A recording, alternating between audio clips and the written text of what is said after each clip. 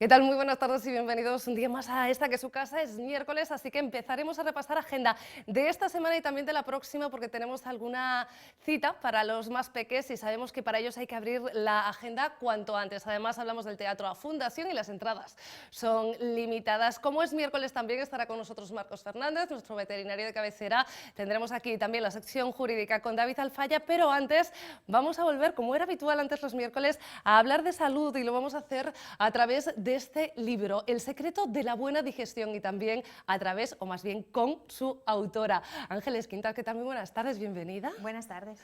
Ángeles es licenciada en químicas, tiene un máster en nutrición y dietética, y doy el currículum cuanto antes porque en una época en la que estamos acostumbradas a que las y los youtubers nos den todos los métodos habidos y por haber sobre nutrición y también sobre salud, pues yo creo que es importante a veces no mirar la titulación de la persona que nos está aconsejando según qué cosas. Ángeles. Hombre, yo creo que es importante sobre todo ver de dónde viene esa fuente para saber si esa fuente puede ser fiable o no. Bueno, sobre todo porque se han dicho auténticas barbaridades en los últimos tiempos. Yo no sé, a los nutricionistas, cuando os llega gente que ha sido víctima, porque al final son víctimas de dietas flash, ¿no? De esas dietas rápidas, ¿cómo lo encajáis? ¿Cómo se puede solventar? Porque muchas veces el problema no es que hayas adelgazado o no, es que puedes haber generado un problema de salud real.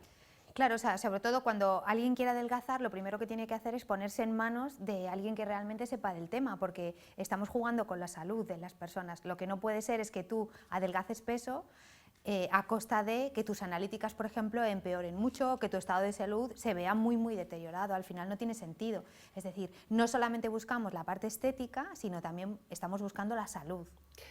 Yo, bueno, siempre había escuchado aquello de somos lo que comemos, y después de leer este libro me he dado cuenta que no solamente somos lo que comemos, sino que en cierta manera evolucionamos según lo que hayamos comido. De hecho, he encontrado en tu libro la explicación de por qué a mí me sientan mejor algunos alimentos que otros, porque un mexicano puede aguantar bueno, un sabor fuerte, un sabor picante que yo jamás he aguantado, y es porque nos hemos criado en diferentes ambientes y esto también influye. Claro, fíjate, la microbiota, que es lo que antes se llamaba flora intestinal, es personal de cada uno, es como si fuera nuestro código de barras y depende de muchas cosas, desde cómo hemos nacido, me refiero si ha sido por cesárea o por parto natural, si hemos sido amamantados con leche materna, dónde hemos vivido, qué alimentos hemos tomado o incluso qué medicamentos hemos tenido o qué patologías hemos tenido a lo largo de la vida.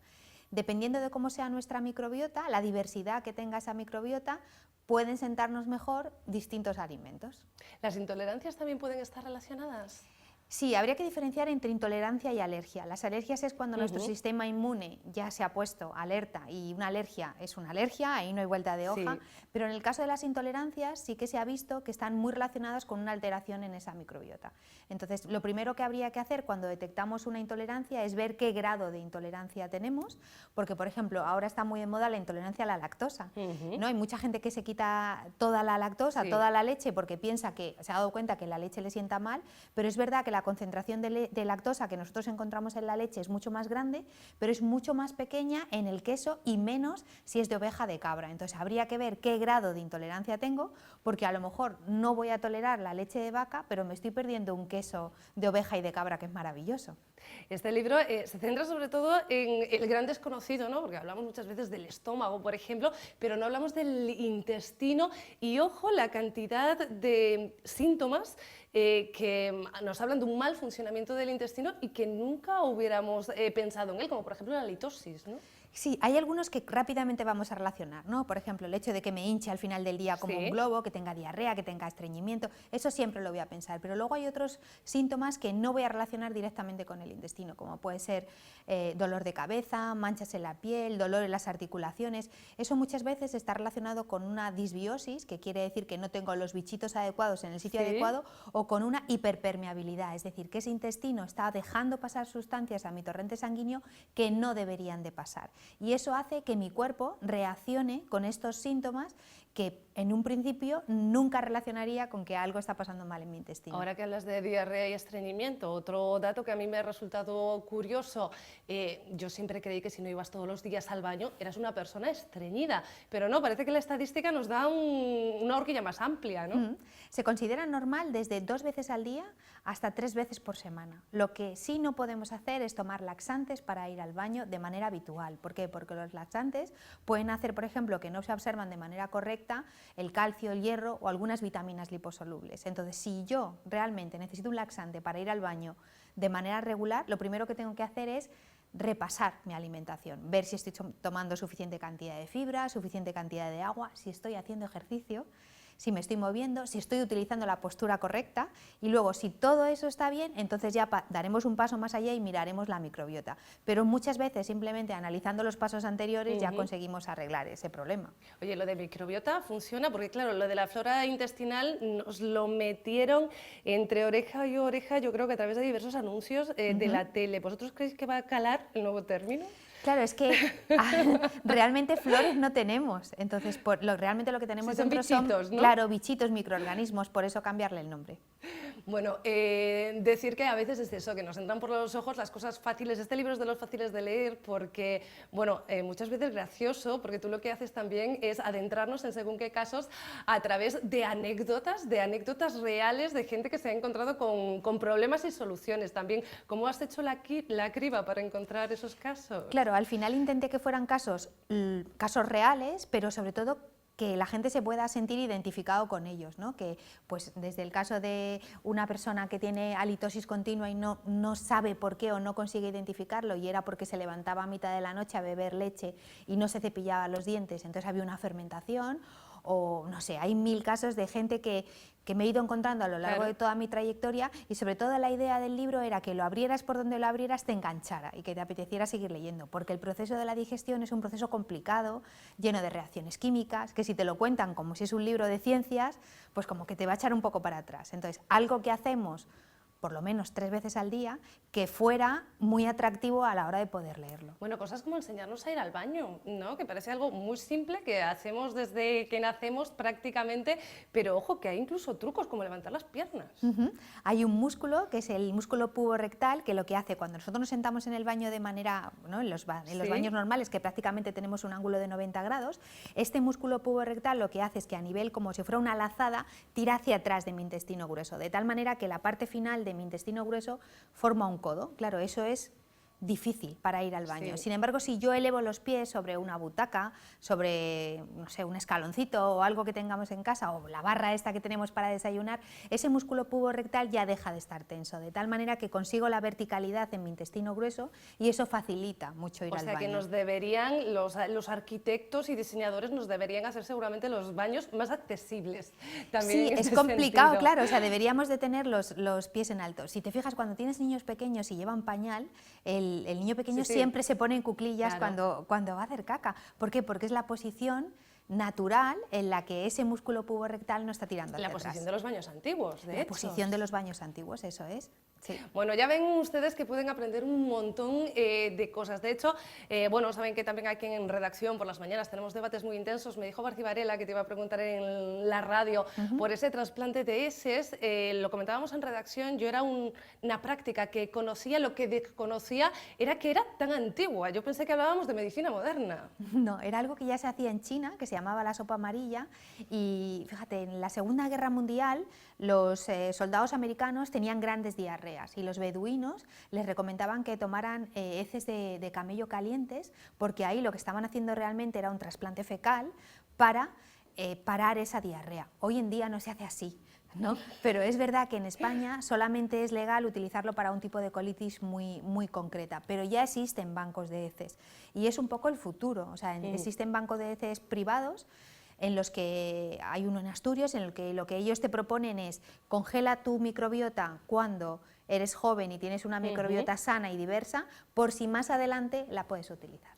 Bueno, pues ya lo saben, todas estas curiosidades en este libro, o mejor si lo prefieren, en el auditorio del Marco del Museo de Arte Contemporáneo aquí de Vigo, hoy a las 8 de la tarde, porque allí es donde Ángeles va a dar esa conferencia del Club Faro, a la que está invitada esta tarde. Quedan invitados también todos ustedes, a ver si tienen tiempo de preguntarle sobre esto y también sobre curiosidades del cine, Ángeles, porque yo sé que tú has trabajado con grandes directores, con Almenábar, con Almodóvar, por ejemplo. ¿Alguna curiosidad, alguna anécdota de alguno de esos actores que lo sabemos para caracterizarse muchas veces tienen que adelgazar, tienen que engordar, tienen que conseguir una forma física que no tienen? ¿Alguna curiosidad, algo que te haya costado especialmente? Pues mira, es muy curioso cuando tienen que engordar para un papel. Todos se creen que va a ser muy fácil porque van a poder comer lo que realmente no se imaginan, ¿no? Aquellos platos, aquellas bollería, y se llevan una gran desilusión cuando ven que tienen que subir peso pero solamente comiendo alimentos sanos. Es claro, una gran tú decepción. quieres una gordura sana, ¿no? Claro, eso también es una gran decepción.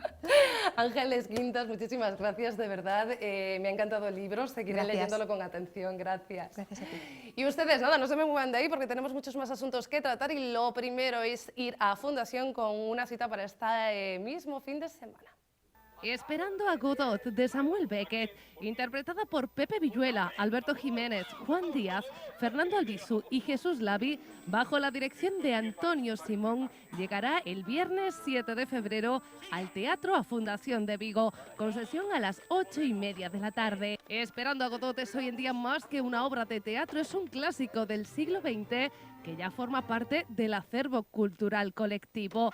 La fuerza, el humor, la poesía, la ternura, el dolor, la risa que transmite esta obra, metáfora de la vulnerabilidad y el coraje del ser humano, siguen vigentes. El público, nos dicen en la Fundación, merece ver representada esta maravilla, una obra que Beckett definió como horriblemente cómica. Dos amigos, casi hermanos, una extraña pareja que mientras están esperando, hablan, discuten, juegan, se desafían, se reconcilian, se aman, se repelen.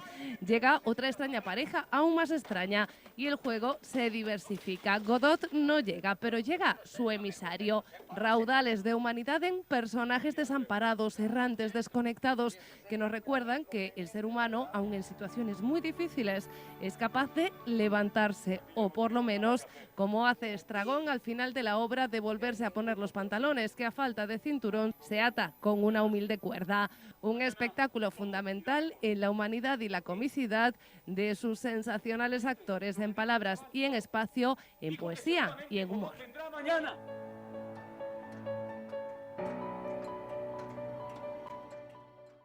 Y enseguida saludamos a David Alfaya de Asesority Abogados. Asesority patrocina esta sección. Y tan enseguida, David, muy buenas tardes, ¿qué tal? Buenas tardes, María.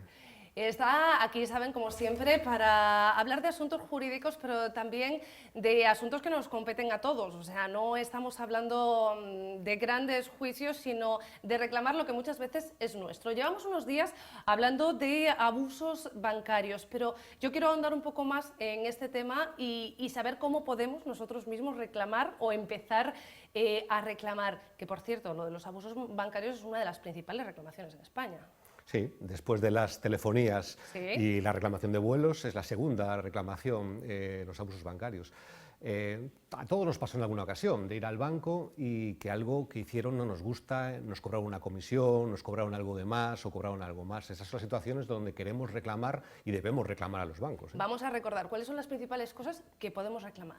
La más habitual suele ser las comisiones bancarias de la cuenta, las comisiones por descubierto, todo tipo de comisiones, pero cualquier consumidor que tenga un préstamo, que tenga una tarjeta, probablemente tiene otras cláusulas abusivas que también se pueden reclamar. Las más conocidas son la cláusula suelo de las hipotecas, la cláusula de IRPH también en hipotecas y en préstamos, y los intereses. Pero la más habitual es las comisiones, que son las que vemos en la cuenta bancaria y que tanto nos molestan cuando nos cobran esas comisiones que no contábamos con ellas. ¿Y qué es lo primero que deberíamos hacer cuando no estamos conformes con algo que ha hecho el banco? lo que hacemos todos es protestar en la oficina, decir allí no estamos de acuerdo, que nos devuelvan el dinero y cosas de estas. Normalmente no es tan fácil, hay veces que por ser clientes sí que te retrotraen una comisión y nos quedamos contentos, pero si no es así, el siguiente paso es presentar la reclamación por escrito. Hay que presentar la reclamación por escrito en la propia oficina y cuando sea banca electrónica se puede hacer enviando un correo electrónico donde ponemos con lo que no estamos conforme, la fecha de donde fue el cargo, la comisión que se pagó, puede ser de un mes o de varios meses y solicitando que se devuelva la comisión porque no estamos conforme. Siempre debe haber una reclamación por escrito, aunque previamente hayamos ido al banco y se lo hayamos expuesto a la persona de la oficina. ¿Únicamente esos datos son necesarios? ¿No necesitamos pedir en el banco previamente por escrito el extracto de cuántas veces nos han pasado esa comisión, por ejemplo? Porque a veces, claro, nos lo encontramos en un extracto, pero no sabemos desde cuándo nos lo llevan cobrando. Claro. Cuanto más detallada sea la reclamación, mejor. Cuando tengamos datos es mejor ponerlos en la propia reclamación. Pero lo importante es presentar la reclamación por escrito, porque el volumen de reclamaciones por escrito es muy pequeño. Es decir, protestamos mucho en la oficina, pero presentamos pocas reclamaciones por escrito. Y al final esas protestas en la oficina pues quedan en el saco roto. Lo que vale es la reclamación al servicio de atención al cliente o directamente dirigida al director de la oficina. ¿Qué es lo más rápido para el consumidor? El consumidor tiene varias opciones. La primera es reclamar en la oficina al servicio de atención al cliente, pero después, cuando esa reclamación no tiene éxito, se puede acudir. Reclamación al Banco de España, reclamación a la oficina del Concello de Vigo, que es una oficina para consumidores, para reclamaciones, o a la Xunta de Galicia también para poder presentar reclamaciones. Todas esas reclamaciones tramitan una queja al banco y que en algunos casos puede tener un resultado positivo. Pero, al fin y al cabo, lo que vale realmente es cuando se consigue las sentencias en el juzgado. Y es lo que nos está demostrando, por ejemplo, con algo tan conocido como son las cláusulas suelo. Los bancos no dan el brazo a torcer, sino es con el procedimiento judicial y con una sentencia en contra. Entonces, asumo que, aunque tengamos una reclamación por escrito, que es importante, normalmente el resultado de esa reclamación no suele ser positivo, ¿no? El porcentaje es bajo de resultados positivos. Sí que es verdad que a veces una reclamación... funciona. Sí, la reclamación de las comisiones, de los 25 euros de comisión bancaria de varios meses, hay veces que el banco accede y te devuelve ese dinero, con lo cual solucionaste el problema. Pero cuando son problemas más gordos o la cuantía es más alta, normalmente el banco no da el brazo a torcer. Entonces podemos hacer estas reclamaciones al Banco de España, pero la más efectiva es presentar la reclamación judicial, porque la del Banco de España no es vinculante. O sea, el banco, aunque resuelva el Banco de España a nuestro favor, el banco puede no hacer ni caso. O sea, es decir, sin embargo, en la judicial sí que es obligatorio cumplimiento. ¿No queda otro remedio? ¿Qué coste tendría para el consumidor? Bueno, pues normalmente acudir a la vía judicial pensamos todos que es muy caro el presentar una demanda e ir contra el banco. Esto cambió en los últimos años. ¿Por qué cambió? El gran cambio supuso el ir a resultado. Los despachos de abogados cada vez más plantean los procedimientos contra los bancos o contra las aerolíneas, las reclamaciones de aerolíneas también, a resultado. ¿Qué quiere decir? Que el cliente no tiene que pagar nada, solamente paga si se consigue éxito en la reclamación. Ese cambio permite que en los últimos años haya muchas más reclamaciones que las que había antes. En Assesority en concreto, ¿soléis ir a resultado? Un poco por Vamos, valorar. Siempre a resultado en reclamaciones bancarias. Entendemos que lo importante de la reclamación bancaria, sobre todo cuando hay muchas posibilidades de ganar, es pelear y la vía judicial, y si obtenemos el resultado, que en el 95% de los casos se suele ganar al banco, entonces es cuando se cobran honorarios. Si no hay resultado, no se cobra. Que conste que esta sección también va a resultado como el resto del programa, así que ya lo saben, si estos consejos les sirven, no duden en compartirlo con nosotros en nuestro correo electrónico platoabierto@televigo.com, un correo que, por cierto, no había recordado al principio del programa. David, más resultados también el próximo miércoles, ¿te parece? A la misma hora. Muy bien, María. Muchísimas gracias. Nosotros seguimos repasando agenda y nos vamos con Agenda Infantil con los futbolísimos, este gran éxito de literatura infantil de este país que llega la próxima semana a Fundación. Por fin, el mayor éxito de la literatura infantil y juvenil en España de los últimos años ha dado el salto a los escenarios, Los Futbolísimos. Y tras triunfar en Madrid, llegan a Vigo al Teatro a Fundación en su gira por España. 10 actores y actrices en escena, una banda sonora pegadiza e inolvidable, proyecciones láser con ilustraciones originales especialmente creadas para este espectáculo, números musicales que harán disfrutar a toda la familia y, por supuesto, una nueva historia llena de valores positivos en la que el deporte, la música y la emoción van de la mano. Seguro que los conocen, pero si no, los futbolísimos son 9 niños y niñas que juegan al fútbol y resuelven misterios. Esta historia comienza 10 años después de la última vez que se vieron, cuando reciben una misteriosa carta y tienen que volver a vestirse de corto, resolver una intriga imposible y convertirse en niños otra vez.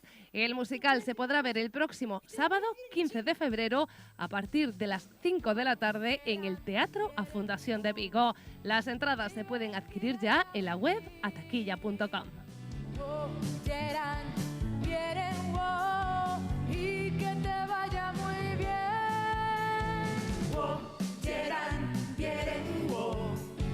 Vive y deja vivir. Y sección veterinaria con Marcos Fernández. ¿Qué tal? Muy buenas tardes. Buenas tardes, María. Oye, me alegra que Marcos esté aquí. Yo lo he llegado a dudar, visto que tienes a la mitad de la clínica por diferentes congresos repartidos a lo largo de la geografía española. ¿Cuántos estáis ahora en el Centro Veterinario Navia? Pues 8 en total.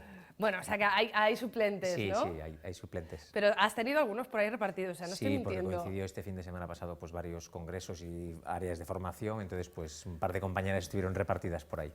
¿Por dónde? Ya, Pues- cuéntanoslo todo, que Pues nos uno muy metemos en la cerca, vida de todo el mundo. bueno, muy cerca, en Galicia, en Lugo, que se celebraba un congreso de la Sociedad Española de Cirugía Veterinaria, y ahí estuvo una compañera que se llama Raquel, y otra área era pues también quirúrgica, aunque como un poco más novedosa, que es pues cirugía laparoscópica, ¿no? Estamos Y viendo ahí- una foto precisamente de esa cirugía Sí, laparoscópica, ahí que estaban entiendo en- que fue uno de los ejemplos o Sí, operaciones que se un taller hicieron, ¿no? práctico, ¿no? Había simulador y había también pues algún paciente para practicar y este la verdad que es un área que tiene como mucho futuro, que en medicina humana ya se está usando bastante. Desde hace tiempo, Desde sí, hace tiempo. fue un avance enorme porque evitamos tajos importantes. Sí, y hospitalización y este tipo de cosas que conlleva el pasar por una cirugía tradicional y bueno, pues en veterinaria se está empezando a hacer cosas en laparoscopia. Bueno, la recuperación además es muy rápida, ¿no? Después de ese proceso de hinchazón o de Sí, inflado, sí, que es porque lo hay que vemos hay que meter aire desde dentro fuera. de la cabeza abdominal, por ejemplo, en este caso, Sí. para poder ver bien las vísceras, separarlas y luego trabajar, ¿no? Pero bueno, la curva de aprendizaje de la laparoscopia es un poquito larga, es más complicado aprender a trabajar con este tipo de equipación que no con una cirugía tradicional. Oye, que no sé si sabes que en mi pueblo natal pensamos mucho en los animales. Yo lo desconocía, pero anunciaban precisamente en la presentación de las fiestas del Entroido que a partir de ahora el municipio iba a utilizar fuegos artificiales sin sonido. Sí. Primera noticia de que existían. Sí, parece que creo que era en 2 de los festejos de Porriño, de los principales, van a hacer esta pirotecnia no ruidosa. Que suelen ser las fiestas del Cristo y San Benito, pero bueno, que en principio se Sí. comprometen a hacerla durante las fiestas de todo el año, ¿no? Y esto, bueno, viene un poco encaminado a personas que tienen problemas también, ¿no? Pues imaginémonos personas con autismo o algún otro problema pues neurológico y tienen percepción diferente de los sonidos y los animales, ¿no? Las mascotas, que sabemos que muchos tienen pánico y que con este tipo de fuegos artificiales se reducen mucho los decibelios y por lo tanto pues los pueden disfrutar mejor sin dañar a otros, ¿no? Bueno, y sobre todo sin tener que salir a buscarlos, ¿no? Porque los animales, el problema de los fuegos artificiales, estos grandes ruidos, sobre todo si no los teníamos en casa, que se podían dañar fuera, era que se escapaban, ¿no? Sí. por temor de qué está ocurriendo con y este luego estruendo. puede haber un accidente, una pérdida o... Bueno, Entonces, ya veré también si sirven para fobias de humanos, que conozco muchos humanos que se resguardan dentro de las casas sin problemas neuronales, para cuando aparecen los fuegos artificiales, a veces sacándole el sonido, también que hace de placebo para aquellos humanos que tienen miedo. Miedo, llevar a nuestros perros al parque. Creo que tenemos por ahí una fotografía también de Faro de Vigo, que recoge esa noticia de la que hablábamos ya hace unas semanas, de ese veneno que está apareciendo en diferentes puntos de la ciudad, ¿no? Y cada vez hay más denuncias. Sí, parece que hay pues bastante revuelo con este tema en diferentes zonas de la ciudad. El Faro se acaba recientemente en otro barrio, en Ocalvario, con algunos perros también parece que afectados por estos envenenamientos, pero yo quería llamar un poquito a la prudencia y a la calma, ¿no? El otro día lo leía en un foro de gente que comparte cosas de perros, de un propietario que llamaba precisamente a esto y me pareció bastante sensato, porque se está hablando mucho y está saliendo mucho en los medios de comunicación, pero no tenemos casi casos que realmente estén constatados. De denuncia física, que era lo que hablábamos el otro día. Y de animales que hayan realmente estado expuestos a estos tóxicos. Y de hecho yo el otro día, a raíz de esta nueva publicación de Faro Vigo, hacía una pequeña encuesta entre compañeros de la zona para saber pues, cuántos casos se han atendido en estas semanas de perros envenenados o intoxicados, y prácticamente ninguno. Y incluso en el periódico se mencionaba pues, clínicas en concreto donde se habían atendido estos animales, y las compañeras de la propia clínica me decían que no había sido así. Entonces hay un poco, creo que, de mala información, o pues no sé, creo que se está alarmando demasiado, que seguro que hay algún caso, y de hecho está pasando también en Ourense, como parecía, y en A Coruña, pero creo que se está demasiado, digamos que agrandando mucho esta bola, ¿no? En todo caso, lo que sí que hacíamos el otro día, y creo que es importante repetir, porque más allá de que efectivamente no podamos ir, bueno, justamente en un lugar, ¿no?, donde podemos dejar suelto al perro a sus anchas, pues no vamos a ir corriendo detrás de él. Lo que tenemos es que identificar síntomas posteriores. ¿Qué síntomas tendríamos que identificar para saber si nuestro perro ha podido ingerir algo venenoso o no? Esto va a depender de qué tipo de tóxico tome el perro, ¿no? Y, por ejemplo, lo que salía en la prensa, los raticidas, el problema es que no dan síntomas hasta pasados días después de haberlo ingerido, ¿no? Entonces, el veneno de raticidas produce alteraciones en la coagulación, el animal va a empezar a sufrir seguramente unos días después pues, vómitos o diarreas en los que suele haber sangre, ¿no? El problema está en que si tú no te das cuenta, cuando detectas los síntomas ya hay una alteración de la coagulación que es más difícil de volver a revertir, pero que hay tratamiento para esto, ¿no? Oye, pues casi has respondido tú a una pregunta que nos hacía Carlos, que nos llegaba por correo electrónico, que por si acaso voy a leer, por si quieres hacer una puntualización. Nos pregunta él, ¿cómo puedo hacer que mi perro vomite si come algo en la calle, tipo tóxico o cebo envenenado? Claro, esto me imagino que Carlos, como muchos está alarmado, ¿no? de Lo hemos alarmado. Sí, en Vigo están preocupados. Y es cierto que hay que tener mucha precaución con todo aquello que se va a A mí no me parece poca la preocupación, ¿no? No hagamos cosas extrañas, pero bueno, ser prudentes no está de más. Claro, no alarmarnos, porque luego se leen a veces comentarios en estos foros de gente que está realmente como muy cabreada y de gente que puede llegar a cometer otro delito si ve a alguien en la calle que a lo mejor no está poniendo ningún veneno. O sea que, por favor, un poco de prudencia, ¿no? Y para hacer vomitar a un perro, obviamente, si crees que se ha comido un tóxico, depende también de lo que se haya comido, es bueno que vomite o no. Porque si tomó un tóxico que es corrosivo, por ejemplo, no se recomienda producir el vómito. Habrá que dar algún producto que contrarreste los efectos de ese tóxico. No queremos que vuelva a pasar por el mismo conducto. Eso es. Lo mismo si ha tomado, por ejemplo, imaginémonos un objeto grande, un objeto cortante, pues se ha tomado un anzuelo, se ha tomado una cuchilla, se ha comido algún objeto metálico, pues a veces no es bueno que haga vomitar el perro porque esto puede producir alguna laceración, ¿no? Recomendamos que vomiten o que le provoquemos el vómito si hace poco que se comió un posible tóxico. Y esto a veces nos llama a la gente y dice, se acaba de comer un blister de pastillas, de ibuprofeno. Bueno, pues ahí sí que hay que provocar el vómito. ¿Cómo? A nivel casero tenemos dos cosas, una que ya conocemos mucho, seguramente de las épocas jóvenes, que era sal, ¿no? Pues el café con sal, de provocar el vómito. ¿Sí? Bueno, pues aquí agua con sal. Así que para eso servía, yo lo he visto solo en las películas. Sí. Sí. Pues el agua con sal desencadena el vómito. Hay que darla, esperar unos minutos y normalmente va a vomitar el perro, ¿no? Esto a nivel doméstico. Y también el agua oxigenada, lo mismo, agua oxigenada mezclada con agua puede producir el vómito. Normalmente para un perro de unos 10 kilos con unos 20 mililitros de agua oxigenada diluidos a la mitad suele ser suficiente. Esto los cazadores a veces lo saben porque en el monte a veces se comen algún tóxico los perros, típico veneno que hace años se usaba mucho, ¿no? La estricnina, que está muy prohibida, pero que el perro si se la come tiene un efecto muy rápido, no es como un raticida que tarda días, sino que la estricnina a lo mejor en cuestión de minutos empieza a tener problemas.